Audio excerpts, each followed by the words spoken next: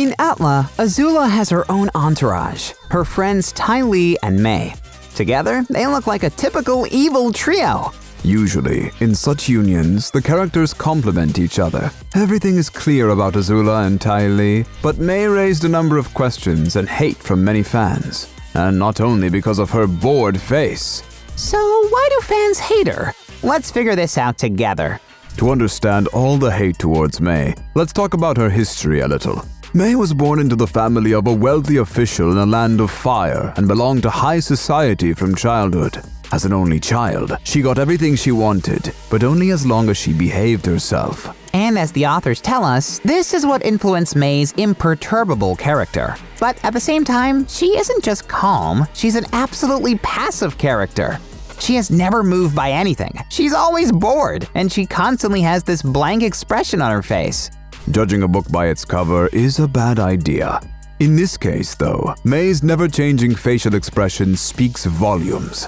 But let's get back to her story. After entering the Imperial Girls' Academy, she met Azula and Tai Li, and then, when her father becomes the governor of Omashu, she moves there with her family and feels terribly bored. As always, her boredom only dissipates a little when her younger brother Tom Tom disappears, and unrest begins among the people. Azula arrives at Omashu, and May has to choose between two quests. Either search for Uncle Iroh and Zuko alongside Azula, or search for her own brother. I have only one question. Does she really not care at all about her little brother?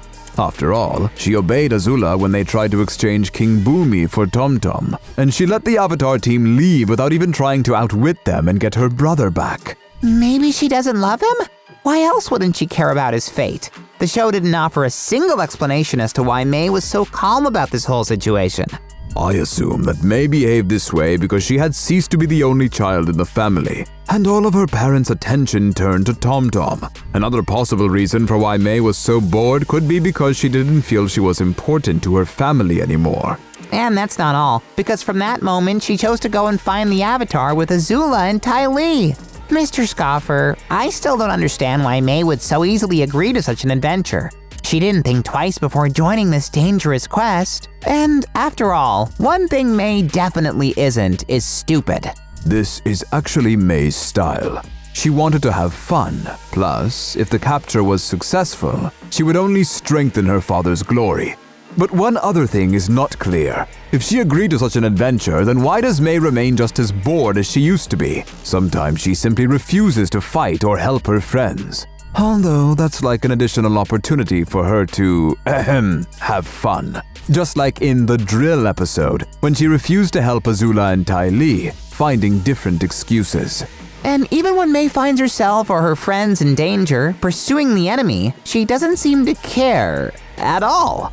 I have no idea how to explain this, just no idea. And many fans have noticed that up to a certain point, May is an apolitical character. She doesn't seem to care about sides, she just followed Azula's orders. And she even did that quite half-heartedly, as I've already said. Nor did she seem to have any particular sympathy towards Team Avatar. Was this political indifference a result of May's apathetic personality as well? Oh my gosh, what needs to happen for her to want or feel something? She doesn't seem to be interested in anything at all but Prince Zuko. Oh, well, at least that's something.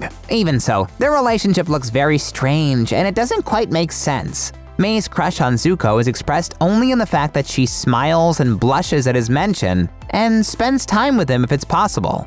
You're right, and there are plenty of reasons why the relationship couldn't last. I'm not surprised. It would seem that she likes Zuko, as he's the only person she smiles with and the only one she cares about. But when Zuko was dishonored and exiled, she didn't even try to contact him. In May's case, she could have undermined her father's reputation by supporting Zuko openly.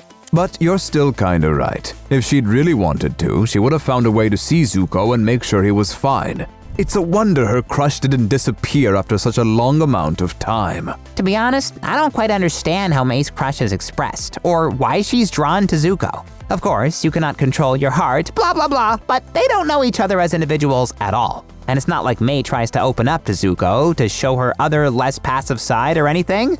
If that non-passive side even exists. Opposites attract. That's what people usually say. But I cannot justify Zuko and May being a couple with this phrase, because instead of being comfortable around each other, they get on each other's nerves. Oh yes! The filler episode about going to the beach was very revealing. Zuko tried to show May attention, but she didn't like it. He spoke out against it in a burst of emotion, and May said that she was pissed off by his drama. And then Zuko flew into a rage out of jealousy, which sparked another conflict between them. It doesn't seem like a healthy relationship at all. It even seemed to me at some point that May was trying to force a love interest on Zuko, and she didn't know for sure what he thought of her, because throughout the show, Zuko had a lot more chemistry with other girls. For example, that girl from Ba Sing Se, or even Katara. And when Zuko is with May, he closes up and imitates her behavior and expression. Her insensitivity and indifference don't help Zuko open up. It does the opposite. I agree with you. In the end, when Zuko betrays the Fire Nation in Season 3 and joins Team Avatar, he leaves a note for May. It seems to me that if he had any feelings for her and trusted her even a little bit, he would have explained things to her and told her more than what was in that letter. Maybe he just didn't want to put her in more danger? More details could mean more trouble for May in case the letter was intercepted. You have a point, and yet things weren't as good with these two as they could have been.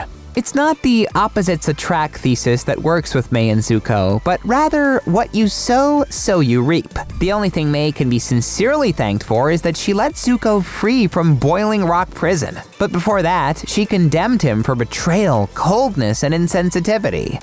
Well... Yeah, that's still an unhealthy relationship. The only thing that can justify such an awkward love story is the lack of time in the series. After all, the show is about the Avatar, his team, and the salvation of the world by their forces, and not about the love lives of secondary characters. Yeah, that's true. No wonder many ATLA fans were delighted when the couple finally dispersed in a sequel in the form of a comic book called The Promise. Instead of finding an approach to Zuko, helping him and respecting his secrets and deeds, May once again condemned Zuko and left him. On the one hand, both May and Zuko went their own way afterwards, and probably life became a little easier for both of them. But on the other, May, why did you behave like that? Zuko, unlike May, went through a lot of suffering and obstacles on his life path, so no wonder he was often awkward in his attempts to make things better. If May was a bit more empathetic, perhaps the relationship would have worked out. You seem to have answered your own question on why May behaved like she did. May, unlike Zuko and some other characters, grew up in a wealthy family, never needing anything. There were no emotional upheavals and difficulties in her life. She just went with the flow, whatever happened. And this is what made her what we know her to be: calm, colorless, passive, and indifferent. This is what fans hate her for. Yeah, it's good that she at least took some action against Azula and helped the Avatar team. I don't know if anything would change if she refused to help, but something prompted her to take action. That's already better than nothing. And what do you guys think about May? Do you like May or hate her? And why? Let us know in the comments. And don't forget to subscribe to Cartoon Junkies.